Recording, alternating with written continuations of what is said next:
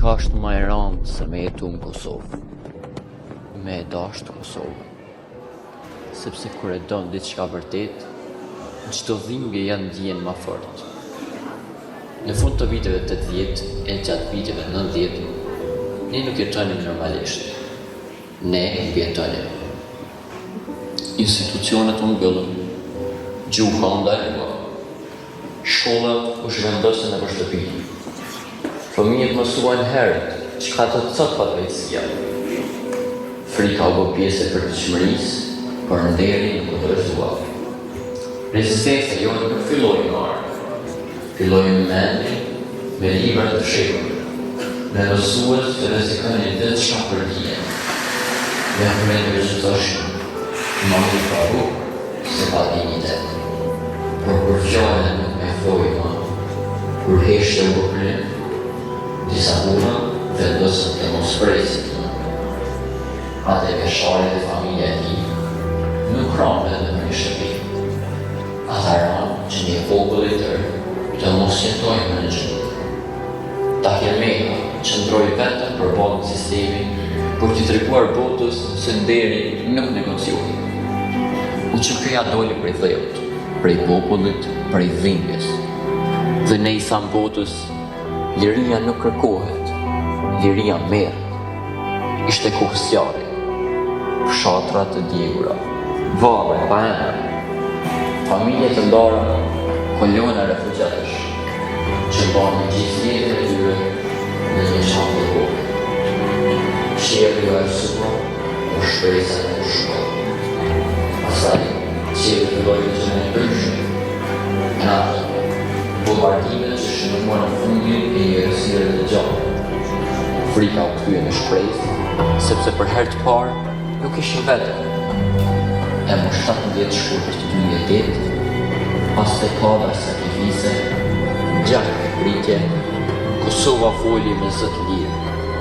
Pavarësi, një fjallë e shkurtër për të markuar shtrejnë.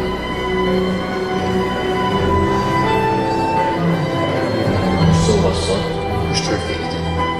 Ka plagë, ka dhimbje që ende nuk janë shëruar. Por është e jona, e ndërtuar për sakrificë, e mbajtur gjallë në shpresë. Sot, sakrifica nuk është vetëm, është edhe profesor, edhe inteligentë. Kur Majnila ke mendin ngriti flamurën e Kosovës në skenën botërore, ajo nuk fitoi vetëm medalje. Ajo i tregoi botës se ky vend i vogël ka zemër të madhe. Ne jemi popull që kemi rënë, por kur nuk kemi qëndruar poshtë. Ne jemi popull që kemi humbur shumë, por nuk kemi humbur vetë. E unë jam besim e së, por sërin është sëri atyre që ranë, i atyre që ndjetuan, e i atyre që do vjetë. Sepse Kosova nuk është vetëm një territor, është sakrificë, është njeri, është unë e ti. Dhe kur them jam nga Kosova, po them një histori gjaku e krenarije, një rrugëtim nga heshtja në zë, nga errësira në dritë, nga robëria në shek. Dhe sa kemi frymë, kemi me mbrojtë, e sa kemi jetë, kemi me dashë. Gëzuar 17 shkurti, javëti të rënëve, rroftë Kosova e lirë.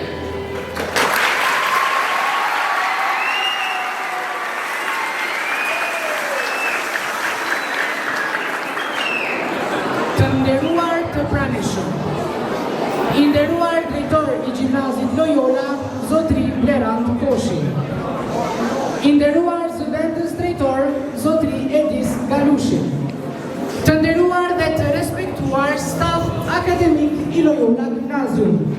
Të dashur nxënës, mirë se keni ardhur në programin ton kultur-artistik në shënimin e ditës madhështore të 17 shkurtit, ditës së pavarësisë së Republikës së Kosovës.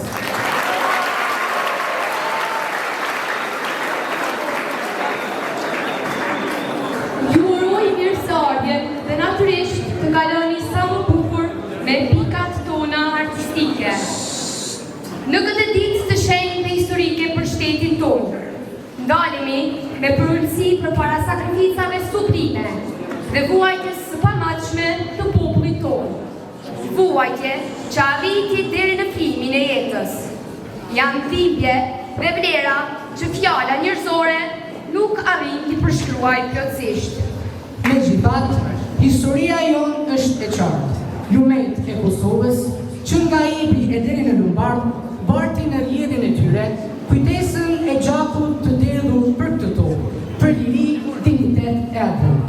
Prandaj sot, bashkohemi me respekt të përjetshëm dhe krenari kombëtare, të nderojmë jetën e atyre, të cilët e dhanë për këtë dhej dhe u bën bazament i pavarësisë tonë.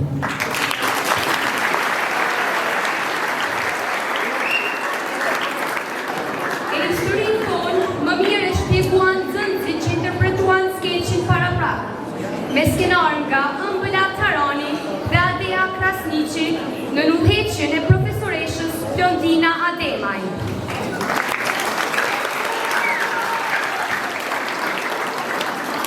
Tani falenderoj me duart rukitjet tuaja aktorët pjesëmarrës. Ëmbëla Tarani, Rigon Mala, Adea Krasniqi, Pion Dropi, Imri Sula, Pion Kasimi,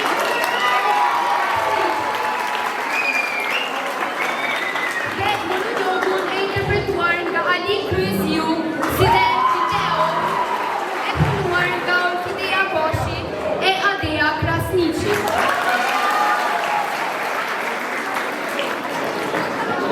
Drenica, si shumë vende të tjera, ka qenë vatra burimore e luftës për shlirim.